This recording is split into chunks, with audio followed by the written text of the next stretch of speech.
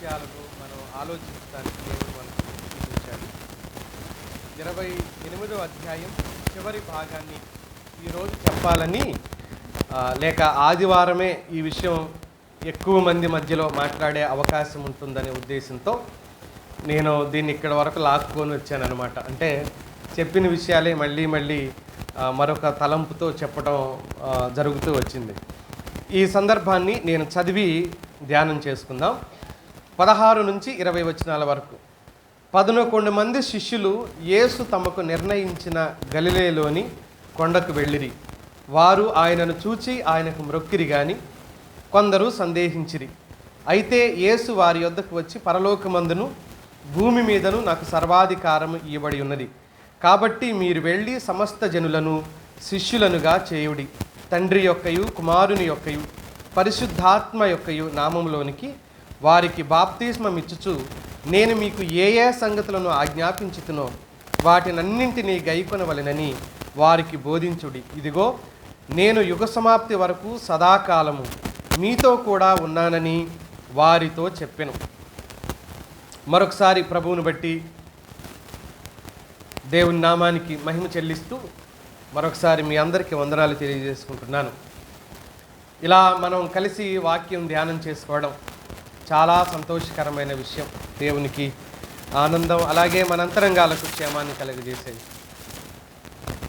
మత్తయి సువార్త యేసుక్రీస్తు ప్రభువారు తన పునరుద్ధానం తర్వాత వారిని ఆయన గలిలయలో కలుసుకోవటంతో ఈ సువార్తను ముగించేశాడు మత్తయి. గలిలయలో కలుసుకొని వారితో ప్రభు మాట్లాడే సందర్భంతో ఆయన మత్తయి తన సువార్తను ముగించేశాడు. మనం చదువుతాం, యేసుక్రీస్తు ప్రభువారు గలిలయలో శిష్యులను కలుసుకుంటాడు అని 7వ వచనంలో దూత చెప్పాడు. మీరెళ్ళి సహోదరులకు చెప్పండి, ప్రభు వారిని ఎక్కడ కలుసుకుంటాడని, గలిలయలో కలుసుకుంటాడనే విషయాన్ని మీరు వెళ్ళి వాళ్ళకి చెప్పండి అన్న విషయాన్ని. ఆ తర్వాత మనం 10వ వచనంలో చదువుతాం, యేసుక్రీస్తు ప్రభువారే వెళుతూ ఉన్న స్త్రీలకు మధ్యలో కనిపించి ఇలా అన్నాడు, మీరు వెళ్ళి నా సహోదరులు గలిలయకి వెళ్ళవలెననియు వారక్కడ నన్ను చూతురనియు వారికి తెలుపుడి అని అన్నాడు. ఆ తర్వాత గలిలయలో వీళ్ళంతా కలిసి నిర్ణయించబడిన ఒక కొండకి వెళ్ళారు. కొండ మీద కలుసుకున్నారు. వారు ఆయన్ను చూచి 17వ వచనంలో ఆయనకు మ్రొక్కిరి గాని కొందరు సందేహించిరి అనే మాట. మిశ్రమ భావోద్వేగాలతో కూడిన సమావేశం ఈ సమావేశం. మిశ్రమ భావోద్వేగాలు. ఏంటి భావోద్వేగాలు? భయం, ఆశ్చర్యం, ఆనందం, ప్రభువును చూస్తున్నామనే సంతోషం. ఈ రకరకాల భావోద్వేగాలు అక్కడ కూడి ఉన్న ప్రజల్లో ఉన్నాయి. ఈ మిశ్రమ భావోద్వేగాలు కలిగిన ప్రజల మధ్యలో ఉన్నారు. అందులోనూ కూడా మళ్ళీ కొందరు 17 వచ్చిన చివరిలో సందేహించారు. ఆ ముందు భాగంలో కొందరేమో మ్రొక్కారు అనే మాట కూడా చూస్తున్నాం. అందుకని మిశ్రమం. మొక్కడానికి విశ్వాసం కావాలి, అంటే ఆరాధించడానికి విశ్వాసం కావాలి, సందేహించడానికి అవిశ్వాసము కావాలి. సందేహించిన వాళ్ళు ఉన్నారు అదే గుంపులో, ఆరాధించిన వాళ్ళు కూడా ఉన్నారు అదే గుంపులో.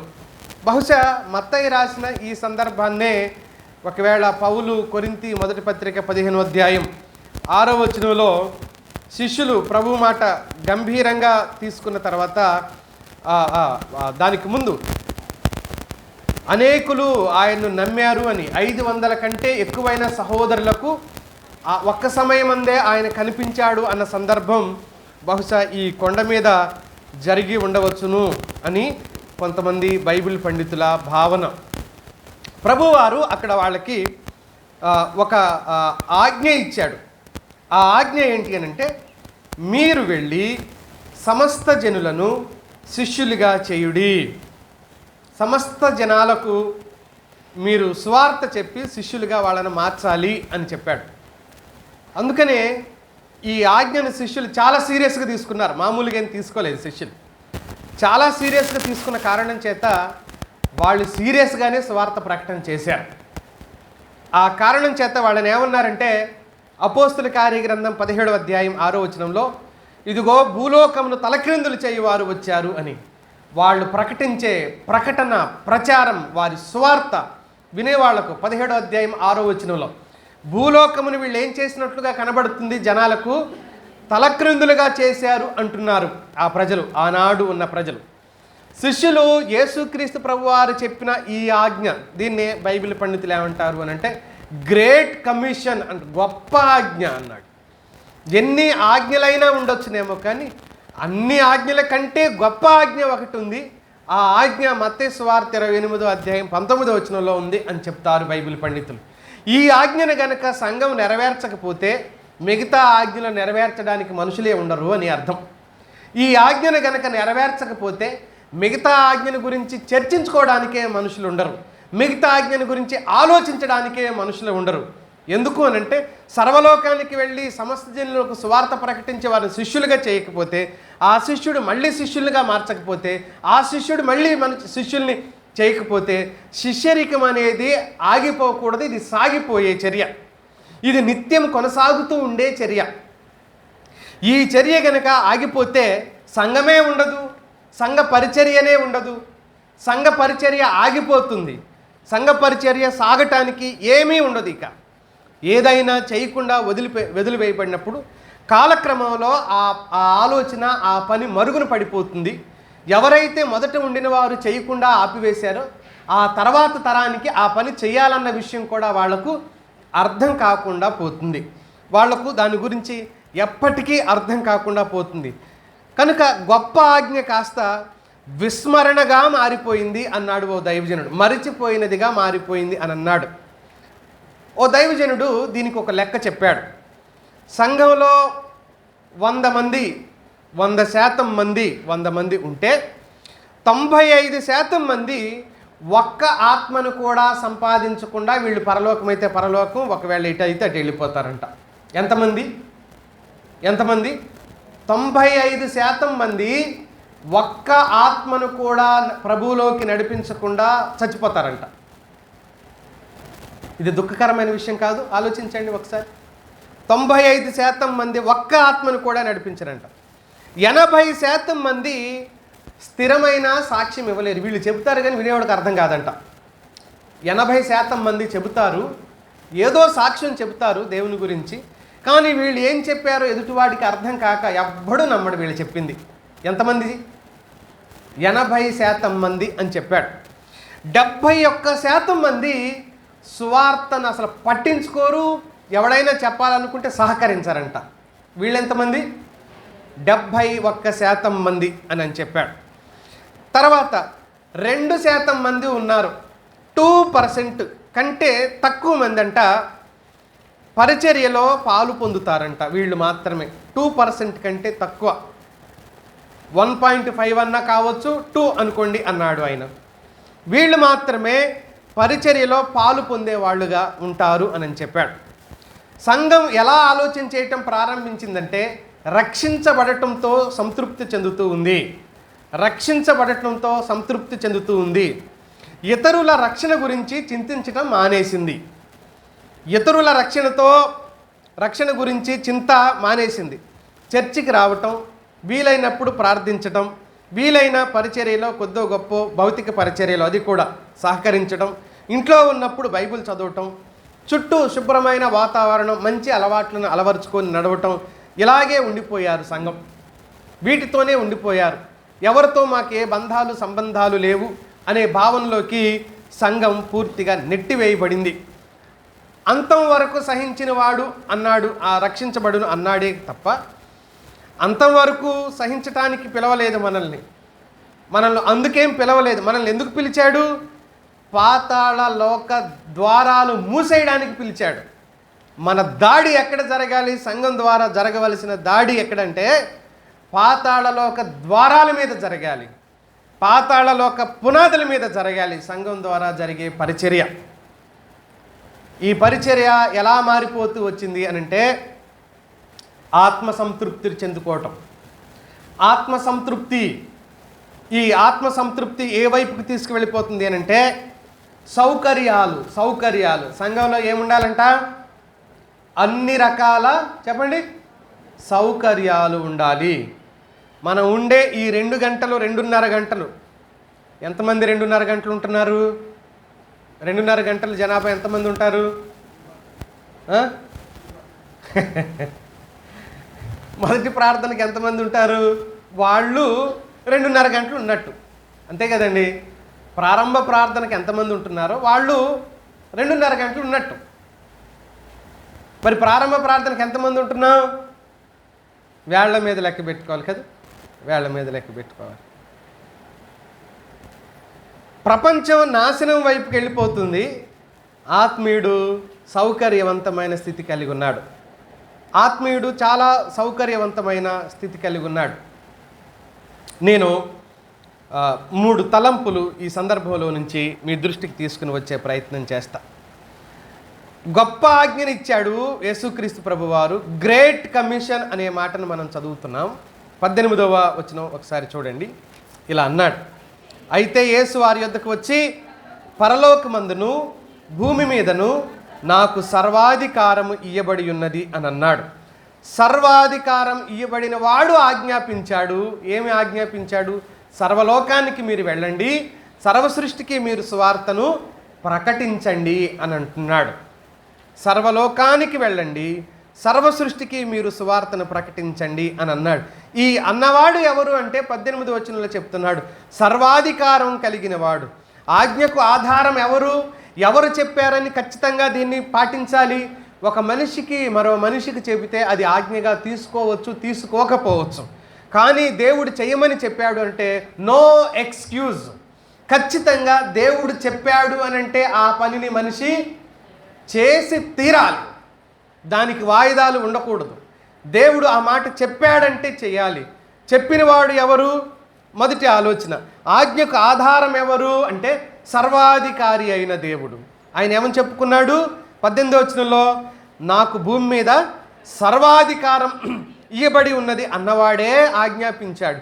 కాబట్టి ఆయన అధికారమే ఆధారం. ఈ ఆజ్ఞను ఎందుకు నెరవేర్చాలంటే ఆయన అధికారి కాబట్టి. కొలస్సీ పత్రిక 1వ అధ్యాయం 16-17 వచనాల్లో దేవుని వాక్యం ఇలా చెబుతుంది. కొలస్సీ పత్రిక, ఎలయనగా ఆకాశమందున్నవియు భూమి అందున్నవియు దృశ్యమైనవి కానీ అదృశ్యమైనవి కానీ అవి సింహాసనములైన ప్రభుత్వములైన ప్రధానులైన అధికారములైన సర్వమును ఆయన యందు సృజించబడి సర్వమును ఆయన ద్వారా ఆయనను బట్టి ఆయన ద్వారా సృజించబడ్డాయి. ఆయనే సమస్తానికి ఏమైపోయాడు? ఆధారభూతుడయ్యాడు అనే మాట. ఆయనే అన్నింటికీ ఆధారం, ఆయనే అన్నింటికీ మూలం. కాబట్టి ఆ ఆధారమైన వాడు, ఆ మూలమైన వాడు చెప్తున్నాడు, మీరు వెళ్ళి సమస్త సృష్టికి సువార్తను ప్రకటించండి అని చెప్పాడు. కొలస్సీ పత్రిక చూడండి, ఫిలిప్పీ పత్రిక చూడండి, 2వ అధ్యాయం 9-10 వచనాల్లో, అందుచేతను పరలోకమందున్న వారిలో కానీ భూమి మీద ఉన్న వారిలో కానీ భూమి క్రింద ఉన్న వారిలో కానీ ప్రతి వాని మోకాలు యేసు నామమును వంగునట్లు ప్రతి వాని నాలుకయు తండ్రి అయిన దేవుని మహిమార్థమై యేసుక్రీస్తు ప్రభువుని ఒప్పుకున్నట్లును దేవుడు ఆయనను అధికముగా హెచ్చించి ప్రతి నామమునకు పైనామమును ఆయనకు అనుగ్రహించాను. అన్ని నామాల కంటే పైనామం. అంత మాత్రమే కాదు, అన్ని నాలుకలు ఆయనే ప్రభువని ఒప్పుకోగలిగిన నామం. ఆయన అన్నింటికీ అధికారి. ఆ అధికారి చెబుతున్నాడు. పేతురు అన్నాడు, మొదటి పత్రిక 3వ అధ్యాయం 22వ వచనంలో, ఆయన పరలోకాన్ని ఏలుతున్నాడు అని చెప్పాడు పేతురు. దూతల మీదను అధికారుల మీదను ఆయన పరలోకంలోనే సర్వాధికారిగా ఏకఛత్రాధిపత్యం కలిగి ఉన్నాడు అని చెప్పాడు. పరలోకంలో ఆయన ఆ స్థాయి. మరి భూలోకంలో ఏ స్థాయిలో ఉన్నాడు? తిమోతికి రాసిన మొదటి పత్రిక 6వ అధ్యాయం 15వ వచనంలో చదువుదాం. 6వ అధ్యాయం, శ్రీమంతుడును అద్వితీయుడునకు సర్వాధిపతి యుక్త కాలముల యందు ఆ ప్రత్యక్షతను కనపరచుచు ఆ సర్వాధిపతి ఆ సర్వాధిపతి ఎవరో తెలుసా? రాజులకు రాజు, ప్రభువులకు ప్రభు, ఆయన చెప్పాడు ఆజ్ఞ, ఆయన ఇచ్చాడు ఆజ్ఞ. ఆయన ఎవరు? రాజులకు రాజు, ప్రభువులకు ప్రభు అని చెప్పాడు. ఆయన రాజు కాదు, ప్రభువు కాదు. ఆయన రాజులకే రాజు, ఆయన ప్రభువులకే ప్రభువు. ఆయన ఆజ్ఞాపించాడు ఏమని? మీరు వెళ్ళి సర్వలోకానికి వెళ్ళి సర్వ సృష్టికి ఏం చేయాలి? స్వార్థను ప్రకటించండి అని చెప్పిన వాడు అసామాన్యుడు. కాబట్టి ఆ అసామాన్యుడు చెప్పిన ఆ గొప్ప మాటను ఖచ్చితంగా ఈ భూమి మీద మనం జరిగించాలి, జరిగించి తీరాలి.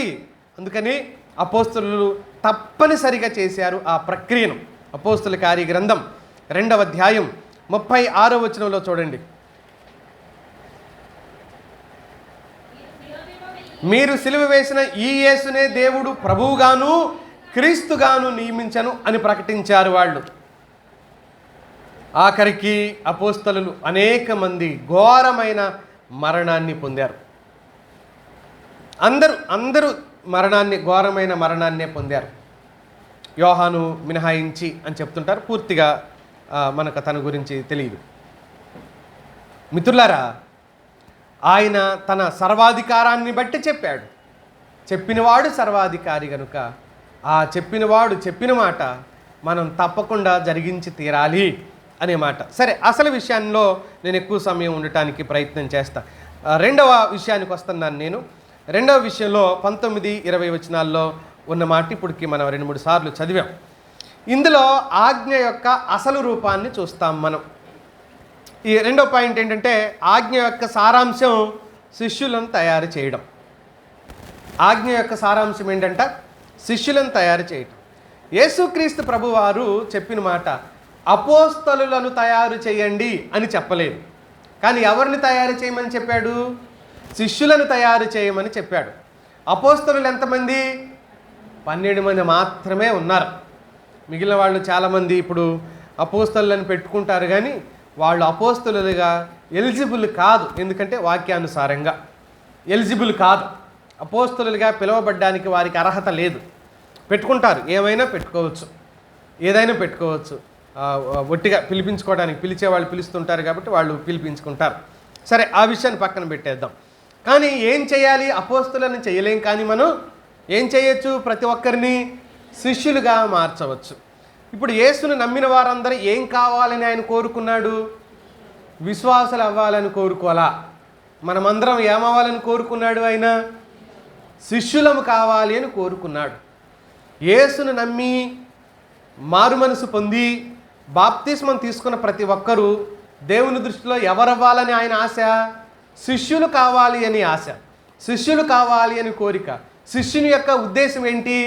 గురువు చెప్పిన పని చేయటమే శిష్యుని యొక్క ఉద్దేశం. గురువు ఎవరు? యేసుక్రీస్తు ప్రభు వారే గురువు. ఆయన ఏం చెప్పాడు? సమస్త జనాలకు వెళ్ళి సువార్తను ప్రకటించి వారిని శిష్యులుగా చేయండి. శిష్యుడు బోధింపదగిన వాడిగా ఉంటాడు. అందుకనే దీంట్లో 4 ఆలోచనలు చెప్పాడు. మొదటి ఆలోచన ఏంటి అని అంటే, మీరు వెళ్ళి అనే మాటను మనం చదువుతాం. మీరేం చేయాలి? వెళ్ళండి, సమస్త జనులను శిష్యులుగా చేయండి అని అన్నాడు. వెళ్ళటం అంటే క్రియ. ఇంట్లో కూర్చొని నేనేదో చేస్తున్నాను అని అంటే నీ పని నువ్వు చేసుకుంటూ, నీ ఉద్యోగం నువ్వు చేసుకుంటూ, నీ కుటుంబాన్ని నువ్వు పోషించుకుంటూ, నీ కుటుంబ భవిష్యత్తు తరాల కొరకు నువ్వు కూడబెట్టుకుంటూ, నీ కోసమే నువ్వు, నీ కుటుంబం కోసమే నువ్వు చేసుకుంటూ మళ్ళీ నేను శిష్యుణ్ణి అని చెప్పే అర్హతను మనం కోల్పోతాం. నేను శిష్యుణ్ణి అని చెప్పుకునే అర్హతను మనం కోల్పోతాం. వెళ్ళాలిగా. ఎక్కడి వరకు వెళ్ళమని చెప్పాడు? ఎక్కడి వరకు?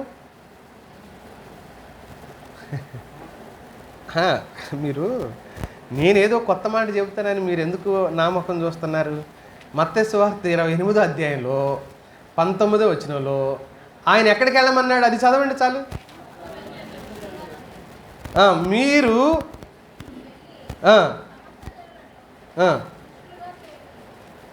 ఎక్కడికి వెళ్ళాలి? సమస్త జనుల దగ్గరికి వెళ్ళాలి. మిగతా సువార్తల్లో సర్వలోకం అని వాడాడు కదా. సర్వలోకమునికి వెళ్ళి అనే పదాన్ని వాడాడు. సరే, ఇక్కడ ఈ పదాన్ని మనం ఇప్పుడు సోదరుడు చాలా చక్కగా చెప్పాడు అన్నమాట. ఏంటంట? సమస్త జనాల దగ్గరికి వెళ్ళాలి. సమస్త జనాలు మన ఇంటి దగ్గర ఉంటారా? మన చుట్టుపక్కల ఉంటారా? వెళ్ళిపోవాలి, వెళ్ళాలి, మన మన మన వార్త వెళ్ళాలి, సువార్త వెళ్ళాలి, సమస్త జనాలని శిష్యులుగా చేయాలి. ఉదాసీనత ఎక్కువైపోయింది సంఘాల్లో. ఉదాసీనత అంటే ఏమైంది ఇప్పుడు? ఏమైందని అంత కంగారు ఇప్పుడు? మనం ఒకటి అని అంకె చదివేలోపు 4 నరకానికి వెళ్తున్నారంట. అంటే ఒక సెకండ్కి ఈ ప్రపంచంలో నరకానికి వెళ్ళే వారి సంఖ్య ఎంత? 4. ఒక్క సెకండ్కి టిక్ అనే శబ్దానికి ఇది అనేలోపు 4 పోతున్నారు నరకానికి. అంటే ఒక రోజుకి ఎంతమంది నరకానికి వెళ్ళిపోతున్నారో ఆలోచించే. 24 గంటల్లో ఒక ఆత్మీయుడిగా, దేవుని మనసెరిగిన వాడిగా, దేవుని బిడ్డగా, యేసు రక్తంలో కడగబడిన వాడిగా నీ భారం ఎంత? నీ బాధ్యత ఎంత? ఎంతమందికి యేసుని గురించి చెప్పగలుగుతున్నాం? ఎంతమందికి మనం సాక్ష్యం ఇస్తున్నాం? దేవుని వాక్యంలో అన్నాడు, వెళ్ళాలి అంటే క్రియ చేయాలి, క్రియ జరగాలి. అయ్యా మేము సరిగ్గా చెప్పలేమండి, మాకు బాగా మాకు తెలిసేంటి, ఇక్కడ నిలబడి అంతా తెలిసి చెప్తున్నామేంటి? తెలీదు, అంతా తెలీదు, సగం కూడా తెలీదు, ఓ 10% కూడా తెలీదు. నిలబడ్డ నాకు బేసిక్స్ తెలుసు అంతే. నేను ఈ మాట 10 సార్లు చెప్పుకుంటా మీ 10 నెలల్లో మీ మధ్యలోకి వచ్చిన తర్వాత. బేసిక్స్ తెలుసు అంతే. తెలీదు, తెలుసు అనుకుంటే అది మూర్ఖత్వమే. బేసిక్సే అయినా దాంట్లో నిలబడే దైవిక సత్యాన్ని మనం చూడాలి, దేవుని సత్యాన్ని అనుసరించాలి. ప్రకటించడం, నేను బాగా బలంగా నమ్మింది ఏంటంటే, ప్రకటించేవాడు ఫస్ట్ జీవించాలి. ప్రకటించేవాడు ఫస్ట్ జీవించాలి. జీవించకుండా ప్రకటించిన ప్రకటన ఫలించదు. బాగా గుర్తుపెట్టుకోండి, బాగా గుర్తుపెట్టుకోవాలి. జీవించకుండా ప్రకటించిన ప్రకటన ఫలించదు, అది ఫలభరితంగా ఉండదు. ఎందుకు అనంటే, మనం ఎవరికైతే ఏదైతే చెబుతామో ఆ విన్నవాడు మనల్ని చూస్తాడు. మనల్ని చూసినప్పుడు మనం చెప్పిన దానికి, మనం నడిచేదానికి సంబంధం ఉందా లేదా చూస్తాడు. అప్పుడు నమ్మకం కుదిరితే నమ్ముతాడు, నమ్మకం కుదిరినా తర్వాత చూద్దామని వెళ్ళిపోతాడు. నమ్మాలని గ్యారంటీ లేదు వాడి దగ్గర. ఇంత పక్కాగా ఉండి చెబితేనే నమ్మనప్పుడు నువ్వు అటు ఇటుగా, కుడి ఎడమగా, అంటీ అంటనట్టుగా, ముట్టి ముట్టనట్టుగా, ఉండి లేనట్టుగా, నమ్మి నమ్మనట్టుగా ఉండి నేను స్వార్థ తగుదునమ్మా అని ఎగేసుకుని పోయి చెప్తే నమ్మేవాళ్ళు ఎవరు ఉండారు నీకు? అక్కడ ఎవరు నమ్ముతారు? వారు చెప్పుదురే కానీ, పరిసయ్యుల గురించి ప్రభు అనలే, వారు చెప్పుదురే కానీ చేయరన్నప్పుడు. అందుకనే సువార్తే కాదు, ఏది చెప్పాలన్నా కూడా ఎలా చెప్పాలో తెలుసా?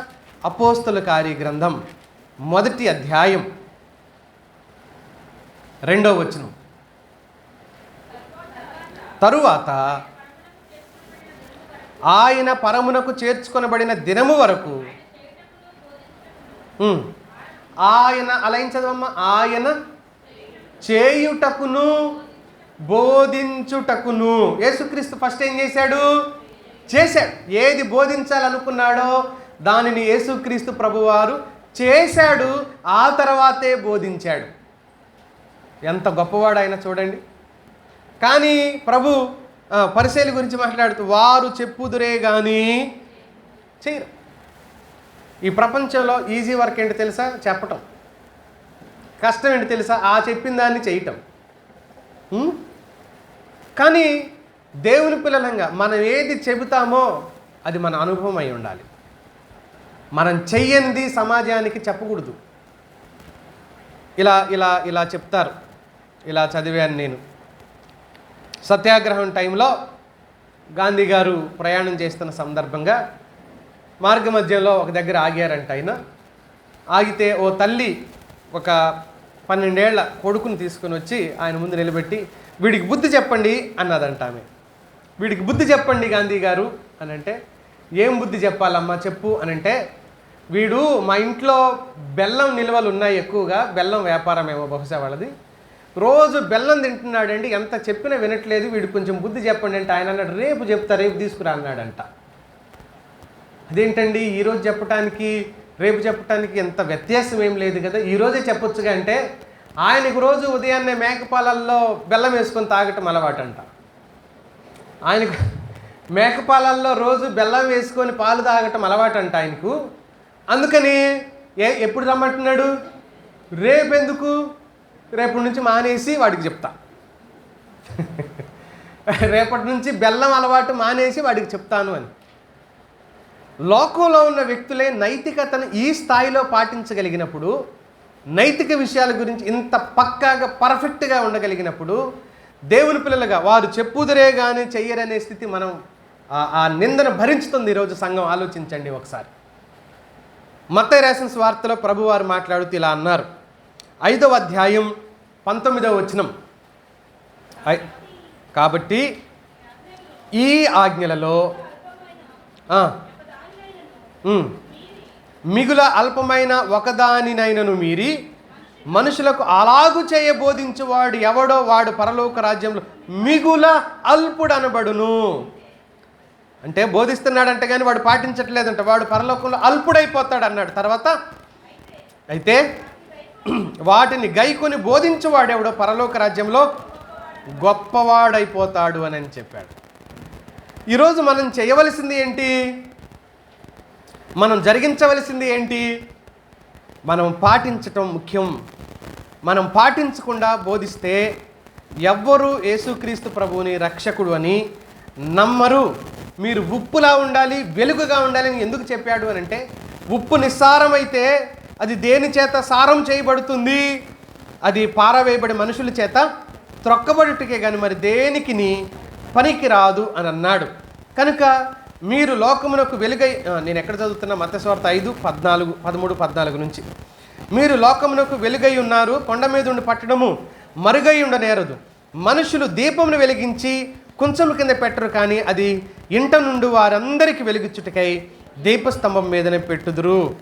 మనుషులు మీ సత్క్రియలను చూచి పరలోకమందున మీ తండ్రిని మహిమపరచునట్లు వారి ఎదుట మీ వెలుగు ప్రకాశింపనీయుడి. మీ వెలుగు వారి ఎదుట ప్రకాశింపనీయుడి. ఇదే క్రియ. క్రియలేని క్రైస్తవుడు ప్రకటించడానికి పనికిరాడు, ప్రకటించడానికి పనికిరాడు. క్రియలేని క్రైస్తవుడు, తప్పిపోయే క్రైస్తవుడు ఇతరులకు ప్రకటించడానికి పనికిరాడు. వెళ్ళండి అన్నప్పుడు మేము వెళ్ళమండి, భయం, మేము వెళ్ళమండి అని.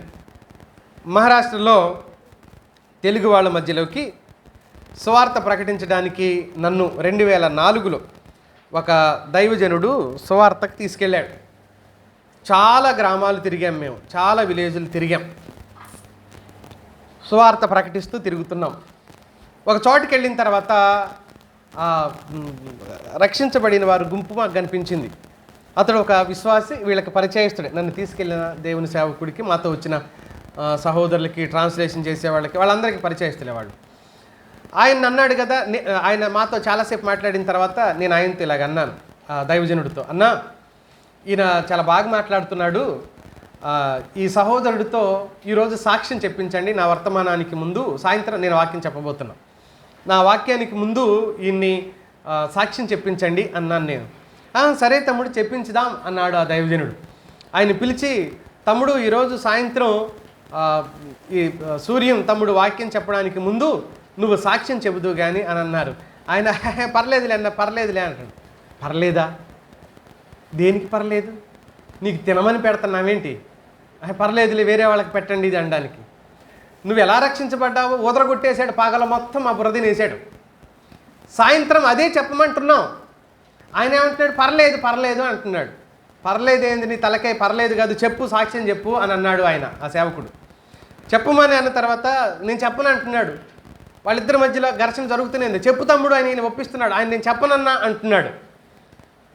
చాలా సమయం 15-20 నిమిషాలు అయిపోయిన తర్వాత, ఎందుకు చెప్పు తమ్ముడు, చెప్పాలి కదా, సాక్ష్యం ఇవ్వాలి కదా అంటే ఆయన అన్నాడు, అన్నా నువ్వు చెప్పమంటున్నావు కాబట్టి చెబుతా అన్నా, అయితే ఇది మా ఊరే అన్న, నేను మా ఊర్లో చెప్పను, నేను పక్క ఊర్లో చెప్తా అన్న, రేపు వెళ్తాం కదా మనం, అక్కడ చెప్తా అన్న అన్నాడు. సరేలే తమ్ముడు అన్నాడు. ఆ తర్వాత ఏమైందన్నా చెప్తానన్నాడా అని నేను అడిగితే ఆ దైవజనుడు అన్నాడు, ఇక్కడ చెప్పడానికిలే తమ్ముడు, పక్క ఊరు వెళ్తాం కదా, రేపు అక్కడ చెప్తానండి. వద్దు, అక్కడ కూడా వద్దు వీడు అన్నాను నేను. ఎందుకు అన్నాడు. వీడి సాక్ష్యమే సరైంది అయితే సొంత ఊర్లో ఎందుకు చెప్పట్లేదు అని నా ప్రశ్న. వీడి సాక్ష్యం సరైంది అయితే సొంత ఊర్లో ఎందుకు చెప్పట్లేదు? మనం ఈ ఊరోళం కాదు కాబట్టి, వీడు బ్రతుకు మనకు తెలియదు కాబట్టి మన దగ్గర ఓదరగొట్టేశాడు, కనీసం రెస్ట్ కూడా తీసుకొని లేదు, పగల మనల్ని ఓదరగొట్టేశాడు, చెవులు చాట్లు అయిపోయినాయి మనకి ఈరోజు విని విని విని వీడి భాగవతం అంతా. సాయంత్రం సాక్ష్యం చెప్పరా అంటే నేను చెప్పను అంటున్నాడు. పక్కూరులో వీడి బ్రతుకు వాళ్ళకి తెలియదుగా, ఇప్పుడు చెప్తాడు అనమాట. ఏమని? నేను అది చేశా, ఇది చేశా, అసలు యేసుక్రీస్తు నేను ఇలా మాట్లాడుకుంటాం అంతే. యేసుక్రీస్తు నేను పిలిచాడు, పిలిస్తే ఎవరిదో స్వరం అనుకున్నాను నేను, తీరా చూస్తే కరుణామయుడిలో స్వరంలాగా ఉంటుందా? యేసుక్రీస్తు కరుణామయుడిలో స్వరంలాగా ఉంది. అప్పుడు ప్రభువా అని పిలిస్తే నేనే అన్నాడు అని మాకు చెప్పాడు. ఓ అమ్మా, ఇంత మాట్లాడేవారు ప్రభుతో అనుకొని. తర్వాత పక్కూరు వెళ్ళిన తర్వాత ఆయన వచ్చాడు, కానీ నేను సాక్ష్యం చెబుతాను దూకుతున్నాడు, నువ్వు అక్కర్లేదు వద్దు అని. ఆ రోజు సాయంత్రానికి కానీ తెలిసింది మాకు, ఆయన రెండో సెటప్ను కూడా పెట్టుకొని ఉన్నాడు అని, రెండో ఆమెను కూడా పెట్టుకొని ఉన్నాడు అని. ఎందుకు? ఈ ఊర్లో చెప్తూ కొడతారు వాళ్ళంతా. ఏమని? ఒరే, నీ ఫస్ట్ భార్య ఎవరో తెలుసు మాకు, నెక్స్ట్ భార్య ఎవరో తెలుసు మాకు నువ్వు కథ చెప్తావా, నోరు మూసుకోరా బేవర్స్ అంటారు కాబట్టి. అందుకని వాడు నోరు మూసుకున్నాడు. ఇక్కడ ఇప్పుడు పక్క ఊర్లో వీడు భాగవతం తెలియదుగా, అప్పుడు పై బటన్ తీస్తాడు, కాలర వెనక్కి వేస్తాడు, చేతులు మడుస్తాడు, నేనంటే ఏంటో తెలుసా అంటాడు. వాళ్ళకి తెలియదుగా, మాకు అసలే తెలియదు. ఆ రోజే పోయాం మేము. సాక్ష్యము స్వజనుల మధ్యలో చెప్పుకోలేని సాక్ష్యం కాదు. నువ్వు స్వార్థ ప్రకటించలేవు. నీ ద్వారా ఒక్కరు కూడా ప్రభువులోకి రారు, ఒక్కరు కూడా రక్షించబడరు. సాక్ష్యం లేని క్రైస్తవుల ద్వారా క్రైస్తవ్యం దినదినము దిగజారిపోవడానికి గల కారణం సాక్ష్యం లేని క్రైస్తవులు. సర్వలోకానికి వెళ్ళి సువార్త, లోకం అక్కర్లేదు, మన వీధిలో చెప్పగలమా? మన వీధిలో మనం నిలబడి సువార్త చెప్పగలమా? ఏమని చెప్పాలి సువార్త? ఏమని చెప్పాలి చెప్పనా? వినండి.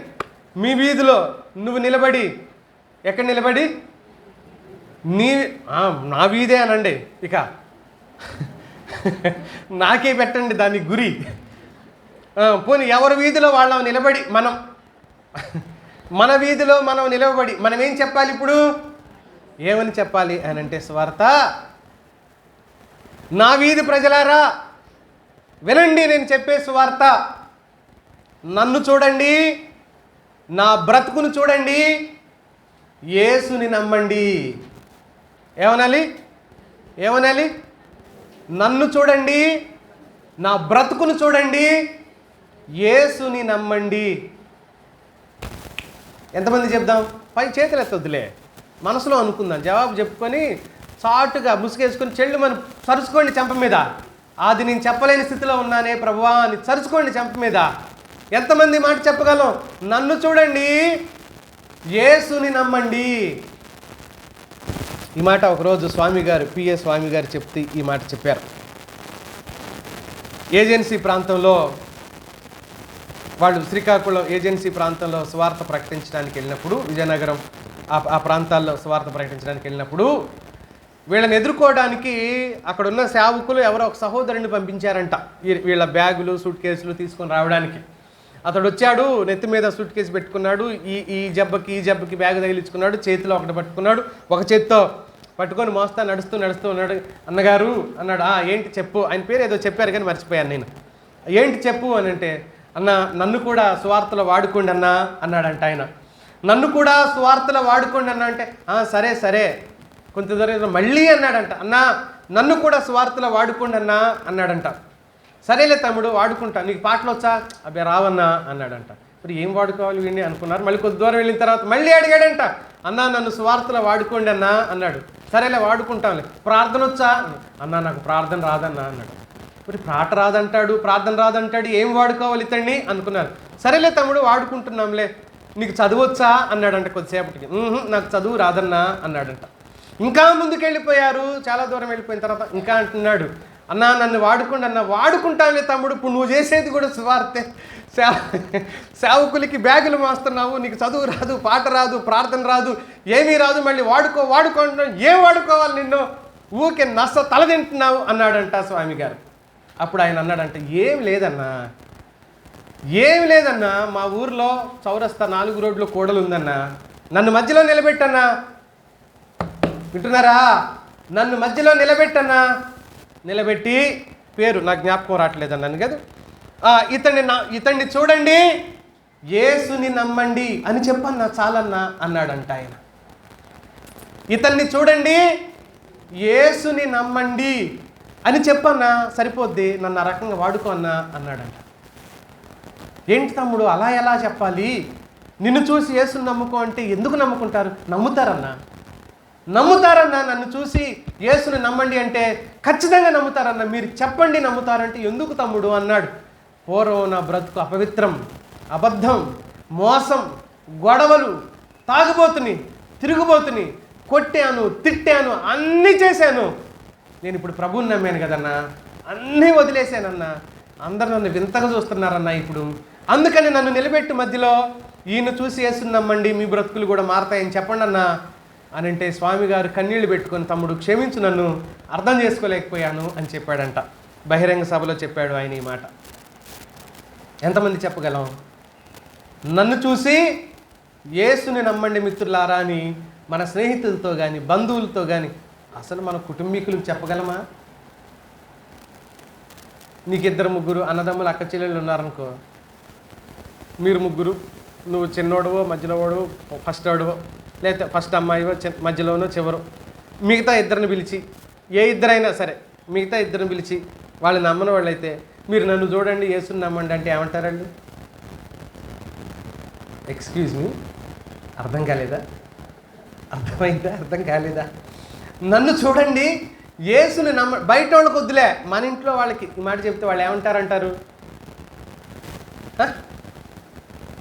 ఏం చెప్పట్లేదేంటి మీరు? అలా చెప్పగలిగితేనే అది నిజమైన సాక్ష్యం అవుతుంది, సువార్త అవుతుంది. అలా చెప్పగలిగితేనే అది నిజమవుతుంది మిత్రులారా. అలా చెప్పే ధైర్యం నీకు లేకపోతే నువ్వు సువార్త ఎలా ప్రకటించగలుగుతావు? నువ్వు సువార్త ప్రకటించడానికి నీకు అర్హత ఎక్కడి నుంచి వస్తుంది? ఒకసారి ఆలోచించి. వెళ్ళండి అంటే కేవలం నడిచి వెళితేనే కాదు, క్రియలు చూపించాలి లోకానికి. క్రియలు చూపిస్తే నీ సువార్తను, నీ మాటను వాళ్ళు వినగలుగుతారు. ప్రభు అన్నాడు సమస్త జనులను, 2వ మాట చూడండి, సమస్త జనులను అని అంటున్నాడు. పరిధి చాలా గొప్పది, పరిధి చాలా గొప్పది. ఇది మా సంఘం, ఇది మా విలేజ్, మా పరిచర్య ఇంతవరకే కాదు. పరిధి దాటాలి, పరిచర్య విస్తరించాలి, వెళ్ళిపోవాలి. మార్కులో అన్నమాట చూడండి, మార్కు రాసిన మాట చూడండి, 16వ అధ్యాయం 15వ వచనంలో చూడండి. మార్కు రాసిన సువార్త, మరియు మీరు ఎక్కడికమ్మా? సర్వలోకానికి వెళ్ళండి. వీధి దాటిపోమే, మనం వాడ దాటిపోము, ఊరు దాటిపోము కదా.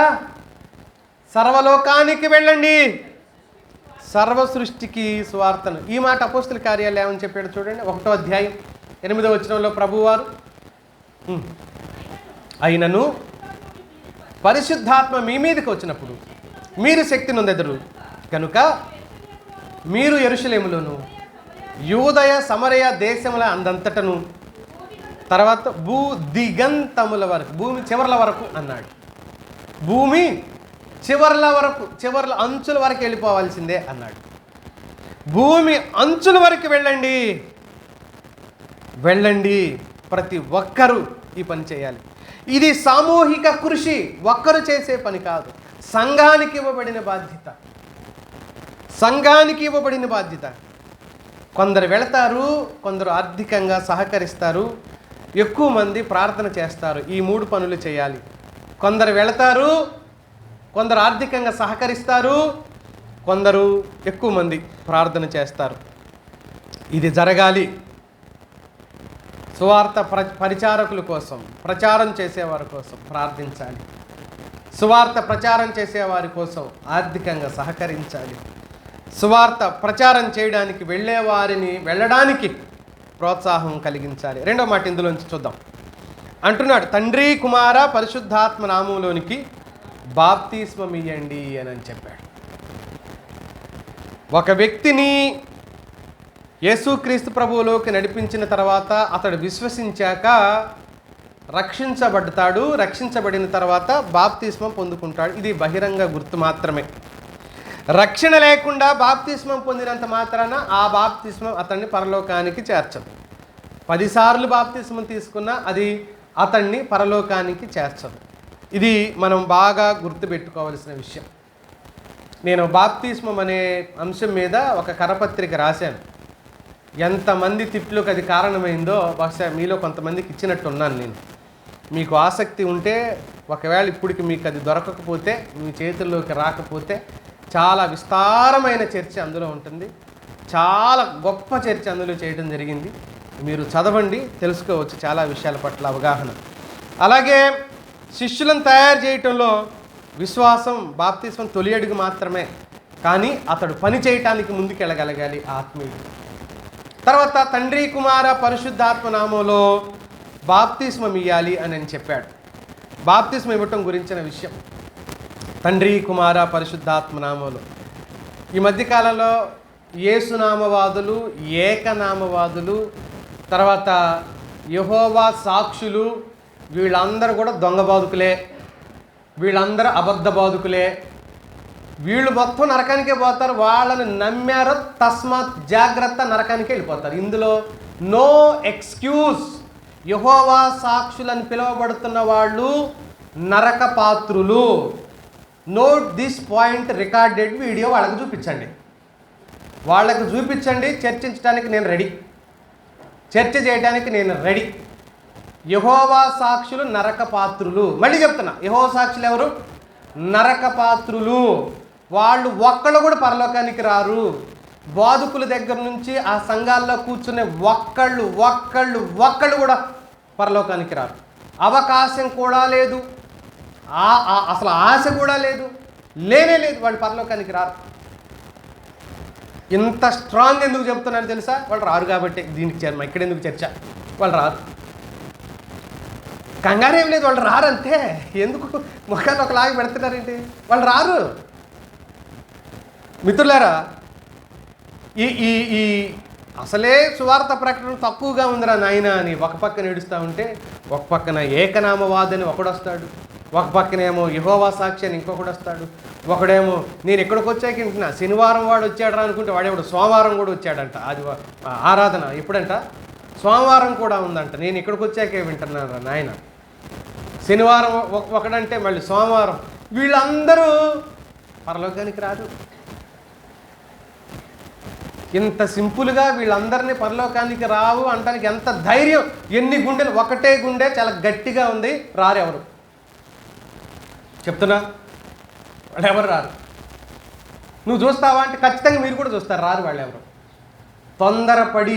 తొందరపడి సానుభూతితో అలాంటి వాళ్ళతో వ్యవహరిస్తే మీరు పాలిభాగస్తులు అవుతారు. జాగ్రత్త, పాపంలో పాలిభాగస్తులు అవుతారు. సంఘాన్ని హెచ్చరించవలసిన బాధ్యత సంఘ కాపరి బాధ్యతలో ఉన్నాను కాబట్టి నేను చెప్తున్నాను. అలాంటి వాళ్ళతో స్నేహం చేసినా, సహకరించినా, ఉదాసీనంగా వాళ్ళు చూసినా, వాళ్ళు ముచ్చట్లు సరదాగా ఉన్నాయని విన్నా పాపంలో పాలిభాగస్తులు అవుతారు. తస్మాత్ జాగ్రత్త, భయపడండి ఆ విషయానికి. మూడో విషయానికి వెళ్ళిపోతున్నాను చూడండి. వారికి మీరు ఏం చేయాలి? బోధించాలి. Teach him. వాళ్ళకు నువ్వు బోధించు అన్నాడు. వాళ్ళకు నువ్వు బోధ చేయాలి అన్నాడు. ప్రియమైన మిత్రులారా, స్నేహితులారా, బోధ చేయాలి అని అంటే ఆదివారం చేసే వర్తమానం బోధ అవ్వదు. ఆదివారం చెప్పే ప్రసంగం బోధ అవ్వదు. బోధన 2 రకాలుగా ఉంటుందన్నమాట. వర్తమానం 2 రకాలుగా ఉంటుందన్నమాట. ఒకటి ఆరాధన సంబంధమైన వర్తమానం అయితే, రెండోది సిద్ధాంత సంబంధమైన వర్తమానం ఉంటుందన్నమాట. ఈ 2 వేరువేరుగా ఉంటాయి. ఎప్పుడు సిద్ధాంత సంబంధమైన వర్తమానాన్ని ఆదివారం దాదాపుగా 90% జస్ట్ టచ్ చేసినా కూడా వెళ్ళిపోతాం తప్ప ప్రకటించం, బోధ చేయం. దాన్ని మిగతా సందర్భాలు డాక్ట్రినల్ మెసేజ్ అంటారు దాన్ని. అది సిద్ధాంత సంబంధమైన వర్తమానం.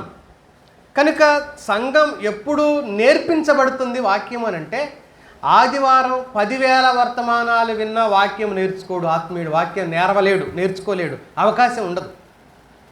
వాక్యం నేర్చుకునే అవకాశం ఉండదు. మరి ఎప్పుడు వారికి బోధించండి, బోధన జరగాలి.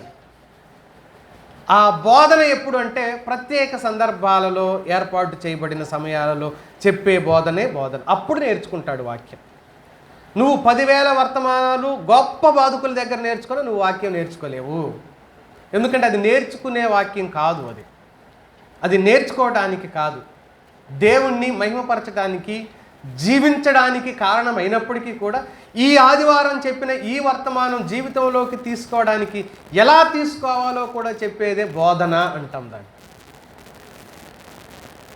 కనుక బోధ చేయండి చాలా అవసరం. 4వ మాట అంటున్నాడు, దాని పరిధి ప్రజలందరికీ, అన్ని దేశాలకు ఈ వర్తమానాన్ని లేకపోతే ఈ వార్తను తీసుకొని వెళ్ళండి. ఎందుకని తీసుకొని వెళ్ళాలి?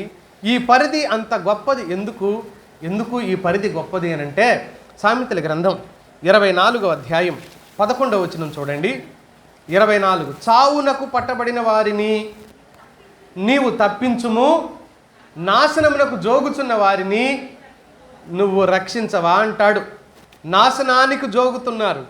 నాశనానికి జోగటం అని అంటే నిద్రమత్తు. మీ పక్కన వాళ్ళని చూడండి, జోగుతున్నారో బాగున్నారో. జోగటం అంటే అది ఏది? నిద్రమత్తుతో ఊగుతుంటారు చూడండి, దాన్ని జోగటం. ఊగి దబేలు పడతాడు అనమాట పక్కనోడి మీద. ఒక సంఘంలో ఏం జరిగిందో తెలుసా? నేను నవ్వటానికి చెప్పట్లా, నిజమే. పాపం నిద్రపోతున్నారు పక్కనే ఉండి. ఆమె లైట్గా ఊగుతుంది, ఈమె లైట్గా ఊగుతుంది. ఏం పోయి ఆమె మీద పడింది. ఏదో నా మీద పడింది. ఆమె సంఘంలో ఉన్నట్టు భావించలే పాపం. ఆమె ఎక్కడో ఉంది నిద్రలో, ఏదో నా మీద పడింది. వామ్మో నరిచింది ఆ పక్కన ఆమె. వామ్మో నరిచి వీళ్ళిద్దరు ఎందుకు అరిచారో, పాము కనుక దూరిందేమని మిగతా వాళ్ళందరూ అరిచారంట. వాళ్ళందరూ అరిచారంటే ఏదో జరిగే ఉండాలని పాస్టర్ గారు కూడా అరిచాడంటే. ఇకప్పుడు నిద్ర చూశారు, జోగే వాళ్ళు ఇలా అరిపిస్తారు. మిగతా వాళ్ళందరినీ జోగేవాళ్ళు ఈ పని చేస్తారు, జాగ్రత్త. కానీ ఇక్కడ జోగుతున్న వాళ్ళు నిద్రకు కాదు మిత్రులారా, నాశనానికి జోగుతున్నారు. ఊగి ఊగి ఊగి ఊగి పడిపోతారు వాళ్ళు నాశనానికి.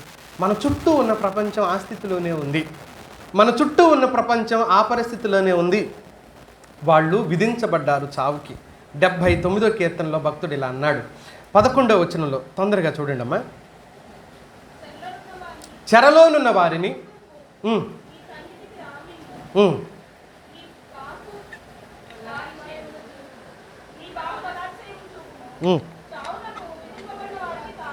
వాళ్ళు చావుకి నిర్ణయం అయిపోయింది, వాళ్ళు చావుకి విధించబడ్డారు.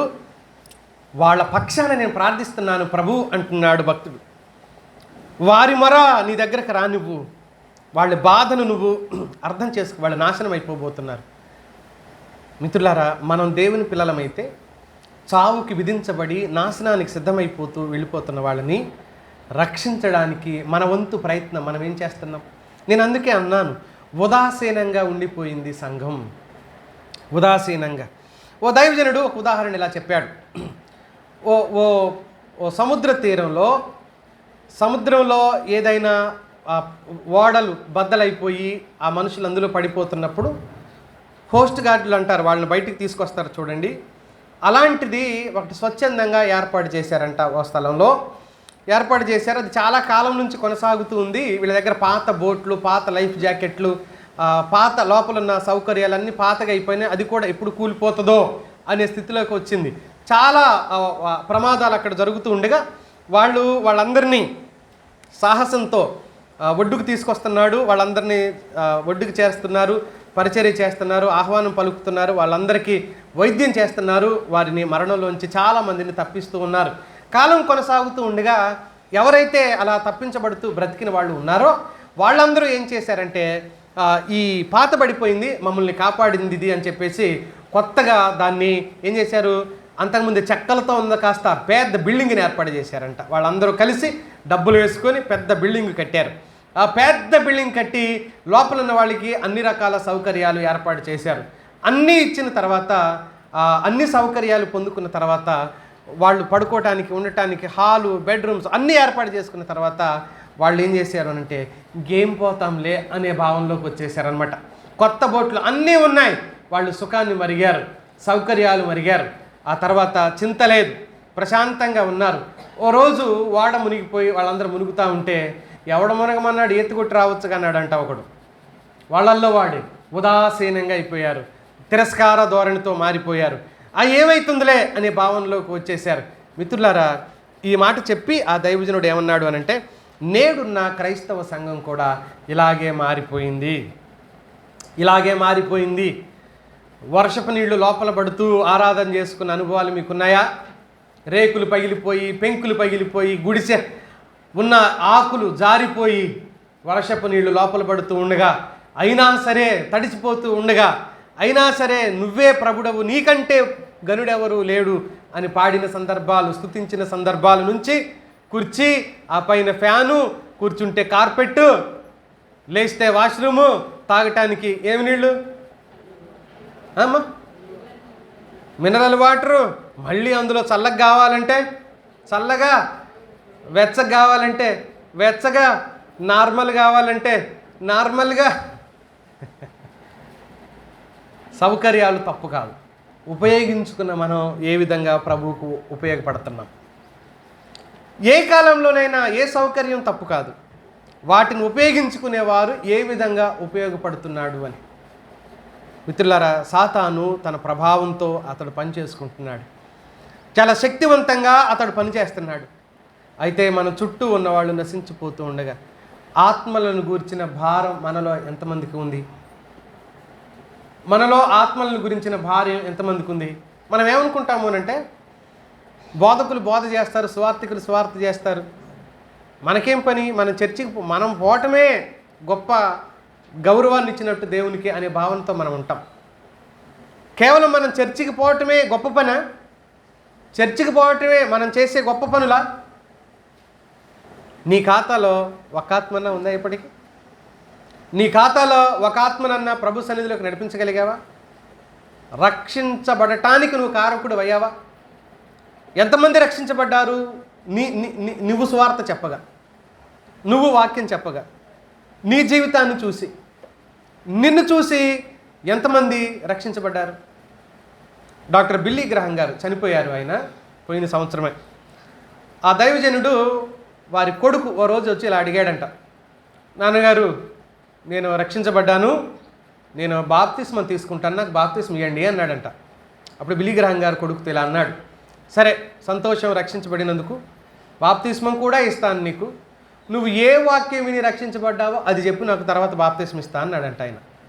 ఏ వాక్యం విని, ఏ మాటను విని, దేనిని బట్టి నువ్వు రక్షించబడ్డావు? ఏ వాక్యం అంటే ఏ వాక్యం లేదండి అన్నాడంట కొడుకు. మరి ఏ వాక్యం లేకుండా ఎలా రక్షించబడతాడు మనిషి? కాబట్టి కుదరదు, నువ్వు ఎలా రక్షించబడ్డావో నాకు క్లారిటీ ఇస్తేనే నీకు బాప్తిస్మం ఇస్తానంట మళ్ళీ దైవజనుడు. అప్పుడు ఆయన అన్నాడు, నవ్వి కొడుకు, ఏం లేదండి, మిమ్మల్ని చూసే రక్షించబడ్డాను అన్నాడంట తండ్రి వైపు చేయి చూపించి.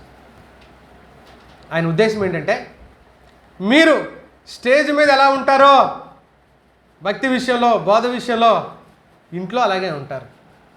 ఇంట్లో ఎలా ఉంటారో సమాజంలో అలాగే ఉంటారు.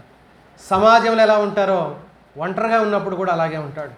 ఒక మనిషి ఒకేలాగా స్థలం మారినా వ్యక్తిత్వం మారకుండా ఉన్నాడు అంటే దాని అర్థం, నువ్వు నమ్మిన దేవుడు ఎంత గొప్పవాడో అని నేను నమ్మాను ఆ దేవుణ్ణి అని అన్నాడంట.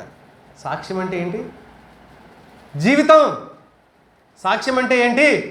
జీవితం. మిత్రులారా, ఓ గంటల గంటలు నేను అదంతా పాత మొత్తం చింతగా పాచడి చెప్పుకుంటూ వస్తానంటే అది కాదు సాక్ష్యం. నీ జీవితం, నీ బ్రతుకులో నీ నిర్ణయాలు, నీ ఆలోచనలు, నీ నడవడిక, నీ ప్రవర్తన చూసి లోకము ప్రభువుని నమ్మాలి స్నేహితులారా, ప్రభువుని రక్షకుడిగా అంగీకరించాలి అని చెప్పాడు. కాబట్టి మన ప్రవర్తన బాగుండాలి, ప్రకటన బాగుండాలి. ప్రవర్తన బాగోకుండా ప్రకటన చేస్తానంటే ఎవ్వరు కూడా దాన్ని అంగీకరించరు. నేను దానికి ఉదాహరణ చెప్తూ ఉంటా చాలాసార్లు. అదేంటంటే, వేడి వేడి సువాసన గల రుచికరమైన బిర్యానీ వాడి కళ్ళ ముందే వడ్డిస్తాను రానాయన కూర్చోని వాడిని అక్కడ కూర్చోబెట్టి, కడగని పాచిపట్టి ఎవడో నిన్నో మొన్నో తిన్న ప్లేట్ ఒకటి ఉంటే దాంట్లోనే పెట్టావనుకో, అప్పుడు వాడు ఏం చేస్తాడు? బిర్యానీ మంచిదే, సువాసన మంచిదే, రుచి మంచిదే, కానీ పెట్టిన ప్లేట్ ఎలా ఉంది? ఎలా ఉంది? మీరు తింటారు ఎవరన్నా అలాగా? మీరు తింటారు ఎవరన్నా అలాగా? ప్లేట్ మన జీవితాలే అవుతున్నాయి. సువార్త ఎప్పుడు మంచిదే, సువార్త చెడ్డది కాదు, సువార్త మంచిది. అందించే మనం బాగున్నందువల్ల ఎదుటివాడు నమ్మట్లేదు, అందించే మనం సరిగ్గా లేనందువల్ల ఎదుటివాడు మారట్లేదు, నమ్మట్లేదు. నువ్వు మారి చూడు, ఆ తర్వాత ప్రకటించి చూడు. మూడో మాటకు వద్దాం చూడండి. ఆజ్ఞను నెరవేర్చడానికి వీలు కల్పించేది ఏంటి? ఈ ఆజ్ఞ ఎలా నెరవేర్చగలమండి మేము? ఈ ఆజ్ఞను ఎలా జరిగించగలమండి మేము అని అంటే ఆయనే అన్నాడు. ఏమన్నాడు? యుగ సమాప్తి వరకు సదాకాలము మీతో కూడా ఉన్నాను అని చెప్పాడు. కాబట్టి అక్షరాల అన్ని రోజులు మీతోనే ఉంటాను అని చెప్పాడు.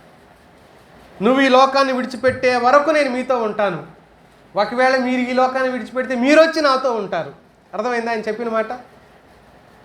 మీరు ఈ లోకంలో ఉన్నంత వరకు నేనేమో ఈ భూమి మీద మీతో ఉంటాను. ఒకవేళ మీరు ఈ లోకాన్ని విడిచిపెడితే మీరే వచ్చి నా దగ్గర ఉంటారు. కాబట్టి మిమ్మల్ని ఎప్పుడు నేను విడిచిపెట్టను, మిమ్మల్ని ఎప్పుడు నేను వదలను అని అన్నాడు. ఎల్లప్పుడూ నిరంతర సన్నిధి మనతోనే ఉంచుతానన్నాడు. కాబట్టి అక్షరాల అన్ని రోజులు మీతోనే ఉంటానన్నాడు, అన్ని సమయాల్లో ఉంటానన్నాడు. కనుక మనం ఈ సువార్త ప్రకటనలో వెనక్కి రాకూడదు, రానేకూడదని వాక్యం చెప్తుంది. యుగాంతం వరకు కొనసాగాలి అంటాడు. సువార్తకు ముగింపు లేదు. ఆయన తోడుంటానన్నవాడు, తోడుండి నడిపిస్తానన్నవాడు, తోడుగానే అన్నవాడి మాటను మనం ఎలా తిరస్కరించగలుగుతాం? మనం కాదని ఎలా ముందుకెళ్ళగలుగుతాం? కాబట్టి మిత్రులారా, ఈ మాటల సారం ఒకసారి ఆలోచన చేయండి. దేవుని వాక్కు మనకు నేర్పిస్తున్న సత్యం ఏంటంటే, ఈ సందర్భంగా ఎంతోమంది నశించిపోతూ ఉన్నారు. దేవుడు ఒక కఠినమైన మాట చెప్పాడు, అది మీ దృష్టికి తీసుకొస్తాను చూడండి. లేవియ కాండము 19వ అధ్యాయం 17వ వచనంలో చెప్పబడిన మాట ఒకసారి చూస్తారా? లేవియ కాండము 19వ అధ్యాయం 17వ వచనం.